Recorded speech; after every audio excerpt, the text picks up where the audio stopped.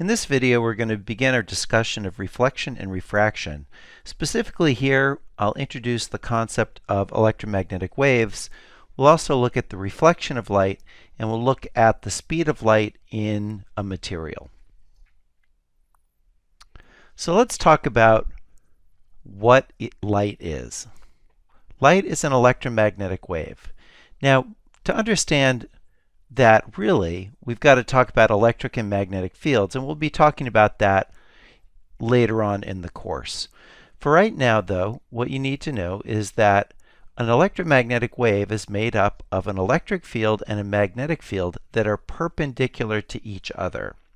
So if you look at this diagram here, this is a diagram of a wave traveling along the x-axis, and you'll notice that at any point along the x-axis, there is both an electric field, which is denoted in blue here, and a magnetic field. By the way, the letter B is used to denote a magnetic field, the letter E for electric field. You'll notice that an electromagnetic wave is a transverse wave. So it really looks a lot like a wave on a string, other than the fact that in addition to the wave that kind of looks like a wave on a string, there's another one that's oriented 90 degrees to it. So when light is propagating through space, what we have propagating are alternating electric and magnetic fields. Now, the particular diagram I'm showing you here is what's called a plane polarized electromagnetic wave. And we're going to talk much more about this later on in the course. So really for now, I just am adding that to the slide so that you have that information later on. Right now, though, you just need to know that light is made up of electric and magnetic fields that oscillate and travel together. Remember, one of the other important things we've talked about already is the fact that electromagnetic waves do not require a medium. So no medium required. And what we mean by that is simply that light can travel in a vacuum, whereas other types of waves like sound waves need a medium to travel in. So we know that in general, waves are created by vibrations. And so the question is, what needs to be vibrating to create an electromagnetic wave? And the key answer there is that we need electric charge to be vibrating. And we'll be talking about this in much more detail later on in the course.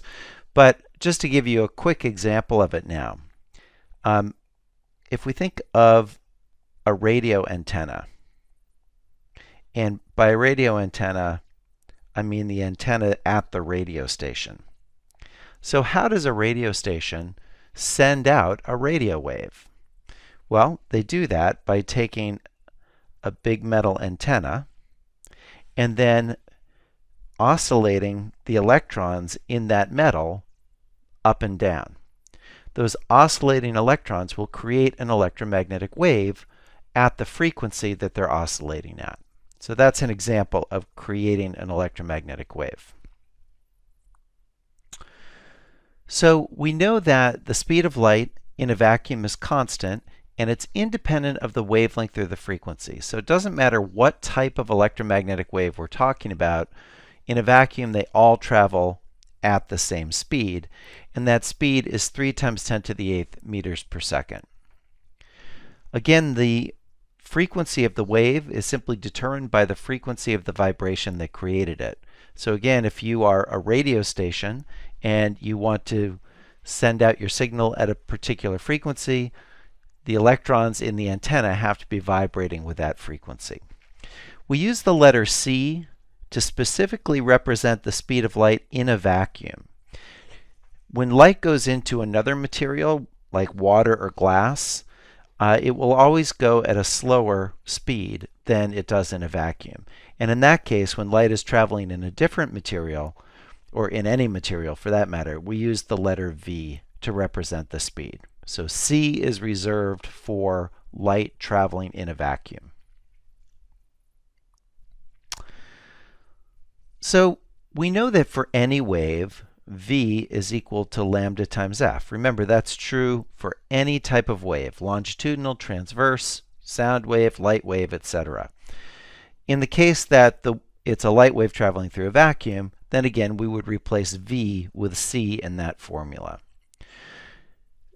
Notice that it's the wavelength and the frequency that determine the type of light. And I put light in quotation marks there because really I'm talking about the type of electromagnetic wave. Visible light is a very tiny part of the electromagnetic spectrum. It's right in here.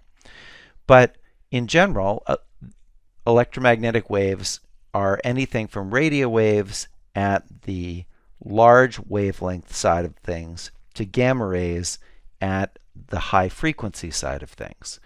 And so the only thing that differentiates a radio wave from a microwave or infrared, ultraviolet, X-rays, and gamma rays is the frequency and the wavelength.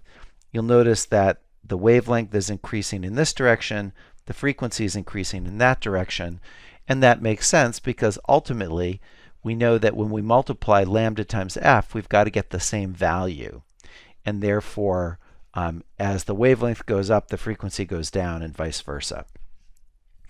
In terms of the visible part of the spectrum, you may be at some point in your previous education had to memorize Roy G. Biv.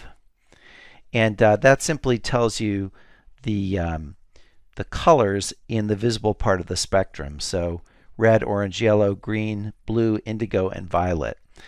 Again, the visible part of the spectrum is just a very small portion of the overall electromagnetic spectrum.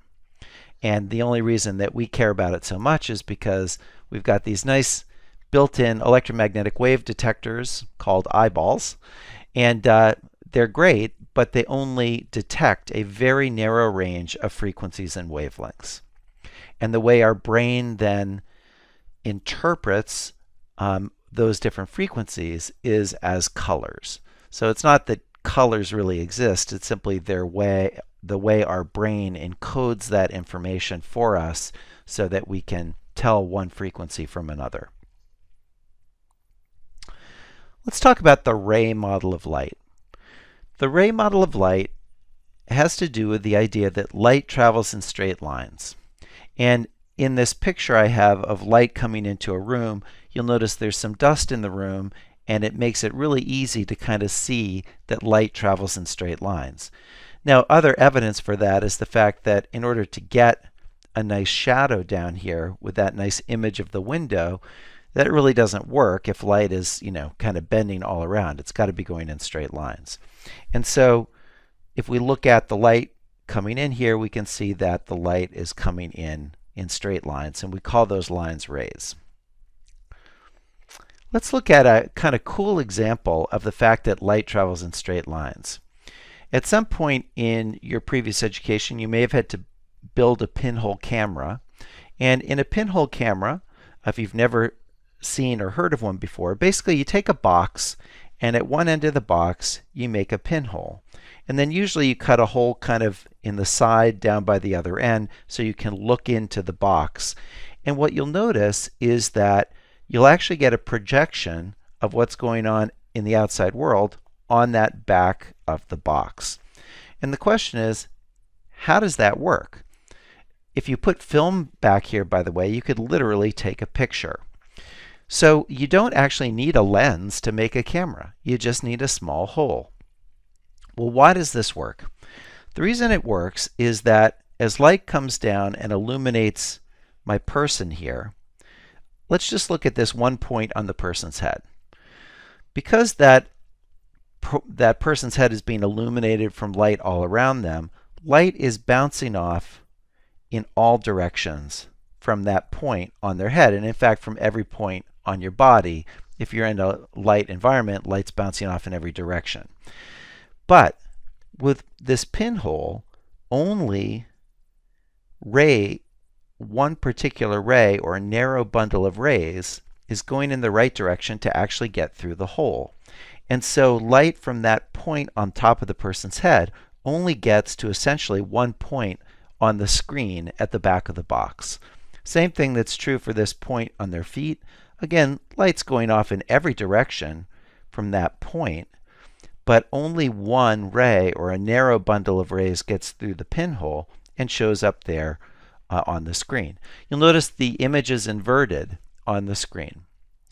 So it's kind of a cool example of the fact that light travels in straight lines. Now you may ask, well, why would I ever need a lens then in a camera? And the reason is that if we want to gather more light, then what we want to do is we want to take more rays and then refocus them on the back of the box. And a pinhole camera works great in bright light, but it doesn't work in dim light. You need to collect more light to make it work, and that's why lenses are used in any normal camera. I want to show you a kind of cool example of this pinhole camera idea. And this is something that you can actually experience right now. If it's sunny where you are, you just go outside, and if the sun is bright in the sky, look under any tree. And what you should see is a bunch of little circles. What you may never have realized before is what you're actually seeing is an image of the sun.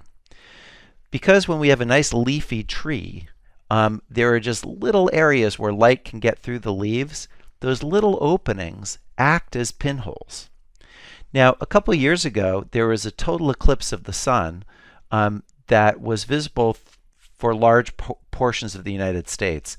You did have to travel. It wasn't visible from here. But I actually did travel with my family to go look at it. And this is a picture I took right before totality. So in other words, just a sliver of the sun was visible. And this picture I took was just under a tree. So you'll notice that you're just seeing a whole bunch of images of the sun from the light that's getting through the gaps between the leaves of the trees. So again, those little gaps were acting as pinholes and making an image of the sun on the deck. Again, normally you go outside, look under a tree, you'll see a bunch of circles. What you're seeing is an image of the sun.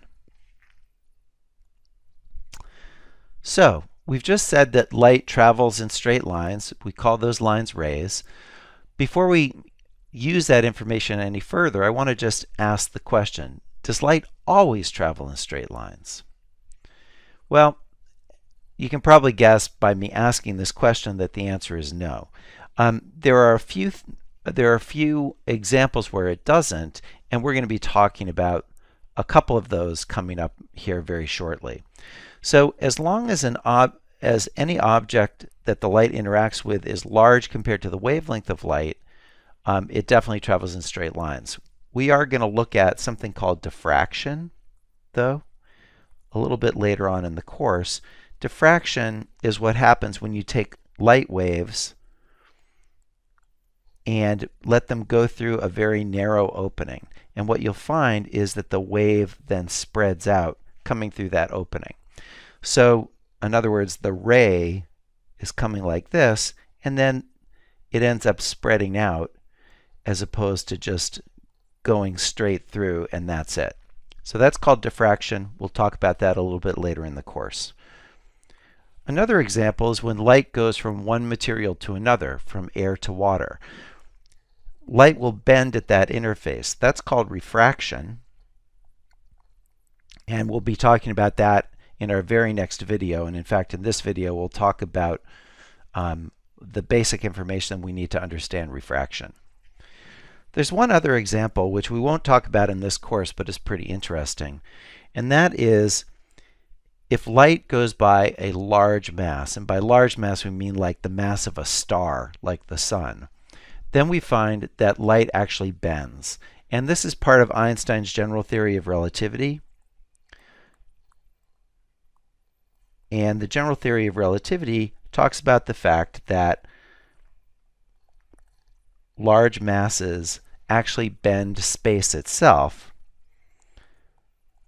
and therefore what happens is as light goes by a large object, since space itself is bent, the light follows that curved space, and therefore it doesn't travel in a straight line anymore. Really interesting subject, but unfortunately we don't have a lot of time to go into that in this course. All right, let's talk about what happens when light reflects off an object. This is going to be the simplest law you're ever going to learn in physics. It's called the law of reflection. And here we simply have a incoming light ray. So we're drawing our light ray. That means light is coming down towards the surface. And that light will come off at the same angle that it went into. So in other words, here we have a mirror. So our light is being reflected from a mirror. The angle of incidence we'll call theta 1. The angle of reflection we'll call theta 1 prime. And what we find is simply that theta 1 is equal to theta 1 prime. Now, you'll notice that we measure these angles not relative to the surface. We could talk about theta 2 and theta 2 prime, and of course those would also be equal. But for work that we're going to do later in the course, in fact in the next video, it's important to measure relative to the normal to the surface. Remember that normal just means perpendicular. And so we measure our angles relative to the normal to the surface. So that's the law of reflection.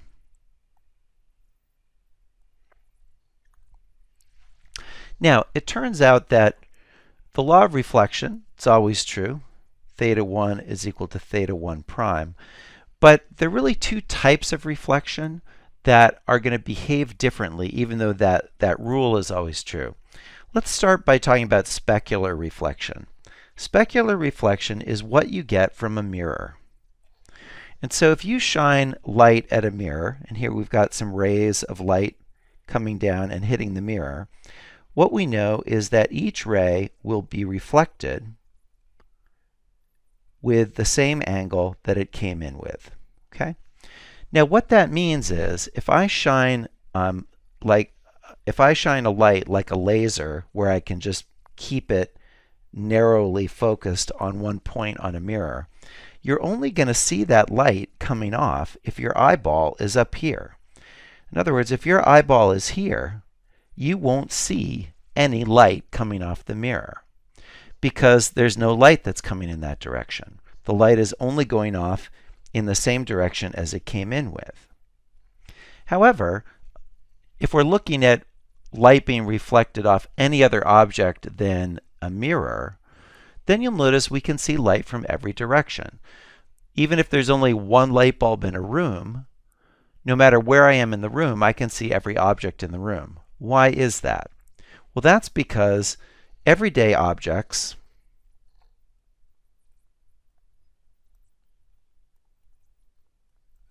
behave in a different way, and that is they produce diffuse reflections. The reason for a diffuse reflection is simply that the surface of most objects, especially at the microscopic level, is that they're pretty uneven. Okay, so these surfaces are uneven, unlike for a mirror where it's perfectly flat. And therefore, when light comes down, even if light is only coming from one direction, as I'm showing here, where our rays again are coming just from that one direction, because of where they hit on the surface is different for each part of the light coming down. Some of the light might go this way, but some of it might go that way, some of it might go that way, some of it might go that way, etc. And so no matter where you are, no matter where your eyeball is, you can actually see light coming from that surface. And diffuse reflection, again, is what everyday objects produce. That's why, again, even if you're in a room where there's one light bulb, you can see every object in the room because the light reflects in all different directions. If we could zoom in, though, and look, we would still find that the law of reflection was true. It's just that the surface is not flat, but it's bent somewhat from flat. Let's talk about the index of refraction. We know that light travels at a speed of 3 × 10⁸ meters per second in a vacuum. And we also know that light travels slower in any other material. So we define a new quantity called the index of refraction. And the index of refraction is defined as the speed of light in a vacuum divided by the speed of light in a particular material. So let's look at some different values for some common transparent materials. You'll notice that for a vacuum, the index of refraction is 1, simply because you're basically taking the ratio of C over C. For air, it's very close to 1. In fact, you'll notice you have to get out to your 5th significant figure before seeing a difference with a vacuum. And that's why in any problems that we do, we'll assume that the index of refraction for air is just 1, because we're generally not working all the way to 5 significant figures. You'll notice that the index of refraction of water is 1.333. For glass, depends on the type of glass, but it can be anywhere from about 1.5 to 1.9. You'll notice that diamond has a very high index of refraction, and that's really interesting because, as we're going to see in the next video, that's really why diamonds have such a cool look to them. It's because of that high index of refraction. So you might want to pause the video and try this problem on your own first. It says, what's the speed of light in glass? And then if light with a frequency of 4.5 times 10 to the 14th hertz passes from air into glass, what is the wavelength of the light in the two materials? So why don't you go ahead and pause the video and see if you can get this correct. So let's work through it together. We know that the index of refraction is defined as the speed of light in a vacuum over the speed of light in the material. So in this case, we're asked to find the speed of light in glass. We can take that equation and just rewrite it for V. So V is equal to C over N, or 3 times 10 to the 8th meters per second divided by 1.5, which is 2 times 10 to the 8th meters per second. So that's the speed of light in glass. Now, the next question is, what is the wavelength in the two materials? So to find the wavelength in the air, what we want to do is just use C is equal to lambda F. And it's okay to use C when we're talking about air because, again, we're assuming the index of refraction of air is basically the same as a vacuum. Well, we know what the speed of light is. In air, it's the same as in a vacuum. And we can just divide by our frequency, and we get 3 times 10 to the 8th divided by 4.5 times 10 to the 14th, or 6.7 times 10 to the negative 7th meters. So that would be the wavelength in air. Now, for the wavelength in the glass, we now need to use V is equal to lambda F. And therefore, the wavelength in the glass is V over F, or 2.0 times 10 to the 8th divided by that same frequency of 4.5 times 10 to the 14th. And now we get a different wavelength, 4.4 times 10 to the negative 7th meters. So there's an important thing to notice here. When light goes from one material into another, the wavelength and the velocity change. Okay, so V and lambda change. But notice that the frequency doesn't change. That's important. Remember that when the wave is created, the vibration that created the wave sets the frequency for the wave. So the frequency doesn't change once the wave is created. But when the wave goes from one material into another, both the velocity and the wavelength will change appropriately, but the frequency doesn't change. Remember, too, that for visible light, frequency is related to color. And so therefore, if blue light goes from air into glass, it's still blue light. The color doesn't change because the frequency doesn't change. I want to connect the idea of rays that we've been using in this video with the previous ideas that we've talked about with waves. So waves are hard to visualize three-dimensionally, but let me just draw a wave like this. And so let's say this is an electromagnetic wave and pretend it's three-dimensional, so it's going both in to the paper and out of the paper in that same pattern. Picture maybe a wave on the water. And so if I locate just the top of each wave and I were looking at this from up above, then what I would represent the top of each wave by is a line. And that are what we call wavefronts. So wavefronts are just the representation of the peaks of waves as they travel along. So again, if you're picturing a wave traveling on water, if we just noted where the tops of or peaks of the waves were, we would represent those with wavefronts.